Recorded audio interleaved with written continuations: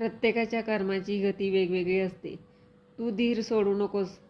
लक्ष्मी मातेचे व्रत कर. लक्ष्मी माता प्रेम, दया, करुणा, कृपा यांचा अवतार आहे. ती भक्तांच्या दुःखाचे निवारण करते. तिचे व्रत केले तर चांगलेच होईल. मातेचे बोलणे ऐकून कमलिनीचा चेहरा खुलला. ती म्हणाली, माते, हे व्रत करण्यासाठी मला मनापासून इच्छा आहे. तरी तू कृपा करून हे व्रत कसे करावे ते सांग. कमलिनीच्या या बोलण्यामुळे मातेलाही खूप आनंद झाला. ती म्हणाली, या व्रताला वरदलक्ष्मी व्रत तसेच वैभव श्री लक्ष्मी मातेचे व्रत, संपूर्ण व्रत असेही म्हणतात. मनापासून हे व्रत करावे.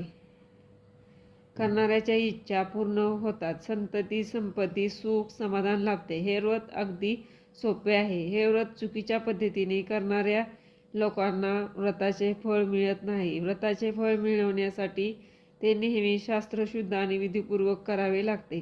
सोन्याच्या दागिन्याची पूजा विधीपूर्वक करावी लागते. नुसतेच दागिन्यांना हळदी कुंकू लावल्याने जर कोट्याधीश होता आले तर साऱ्यांनीच हळदी कुंकू समर्पणाचा मार्ग धरला असता. हे व्रत प्रत्येक शुक्रवारी करावे. हे व्रत करणाऱ्यांनी सकाळी उठून स्नान करावे, स्वच्छ कपडे घालावे. स्नानानंतर अंथरूण, पांघरूण, पादथाने, झाडू इत्यादी वस्तूंना स्पर्श करू नये.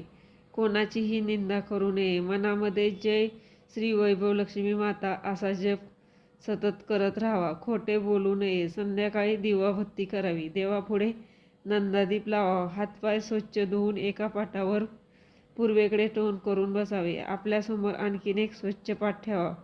त्या पाटावर नवा कोरा लाल रुमाल अंथरावा. त्या रुमालावर तांदळाची छोटीशी रास काढावी. त्या राशीवर तांब्याचा गडवा पाण्याने भरून ठेवावा.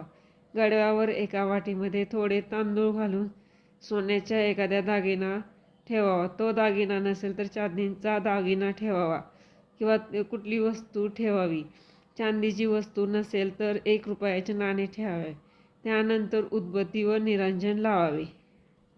जय लक्ष्मी माता ही श्रीयंत्राचे प्रसिद्ध होते. म्हणून श्री वैभव लक्ष्मी मातेचे संपूर्ण व्रत करताना प्रथम श्रीयंत्राचे, मातेच्या विविध स्वरूपाचे फोटोचे मनोभावे दर्शन करावे. त्यानंतर हात जोडून लक्ष्मीचे स्तवनयन श्लोक म्हणावे. वाटेतील दागिन्याची हळदी कुंकू लावून लाल फुले वाहून पूजा करावी. घरात गोड पदार्थ बनवून तो प्रसाद म्हणून ठेवावा. गोड